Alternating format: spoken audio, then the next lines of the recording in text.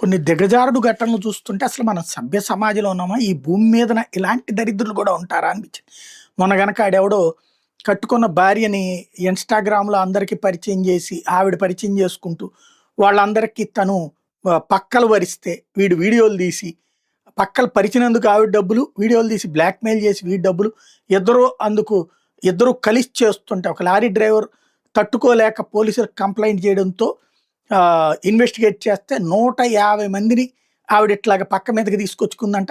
దాదాపు 1500 మందిని ఇట్లా బెదిరించి డబ్బులు వసూలు చేసిందంట. అదే అరాచకం అనుకుంటే, కట్టుకున్న భార్యని చూపించి ఆవిడ అక్కని చెప్పి, ఇంకొక అమ్మాయిని మ్యాట్రిమోనీ దీంట్లో ఏది నా దగ్గర ఒక 700 కోట్లు ఆస్తుంది అని చెప్పేసేసి పెళ్లికి రెడీ చేసుకుని, సాఫ్ట్‌వేర్ ఇంజినీర్ నుంచి ₹1,00,00,000 కట్నం తీసుకుని, ఆ పైన అమ్మాయి చేతన, అమ్మాయి బంధువులందరి చేతన పెట్టుబడుల పేరుతో, వ్యాపారంలో పెట్టుబడుల పేరుతో తనకేదో డబ్బుల మీద సీబీఐ రైడ్ జరిగింది, ఈడీ రైడ్ జరిగింది, కోర్టు ఆదేశాలు అన్నట్టు పేరుతో తప్పుడు డాక్యుమెంట్ కొన్ని చూపెట్టి వాళ్ళ బంధువులందరి దగ్గర డబ్బులు వసూలు చేసినటువంటి ఒకటి వ్యవహారం ఇప్పుడు బయటపడింది.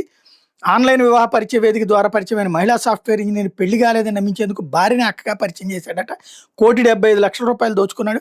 కర్ణాటక రాజధాని బెంగళూరులో ఈ ఘటన వెలుగులోకి వచ్చింది. నగరంలోని వైట్ ఫీల్డ్కి చెందిన సాఫ్ట్‌వేర్ ఇంజినీర్ యువతకి లాస్ట్ ఇయర్ మార్చిలో మ్యాట్రిమోనీ వెబ్సైట్ ద్వారా విజయరాజ్ గౌడ్ పరిచయం అయ్యాడు. వాడు పారిశ్రామికవేత్తనని 715 కోట్ల ఆస్తులని నమ్మించాడు. విజయరాజ్ గౌడ్కి అప్పటికే సౌమ్యతో పెళ్ళైంది, వీళ్ళకు బిడ్డ కూడా ఉంది. అయితే సౌమ్యను తన అక్కగా ఆమెకు పరిచయం చేశాడు సాఫ్ట్‌వేర్ ఇంజినీర్. యువతని కెంగేరికి పిలిపించుకుని కుటుంబ సభ్యులను పరిచయం చేశాడు. వాళ్ళంతా కలిసి పెళ్లికి సంబంధించిన అంశాలు చర్చించారు కూడా. తన తండ్రి రిటైర్డ్ తహసీల్దార్ అని నమ్మించాడు.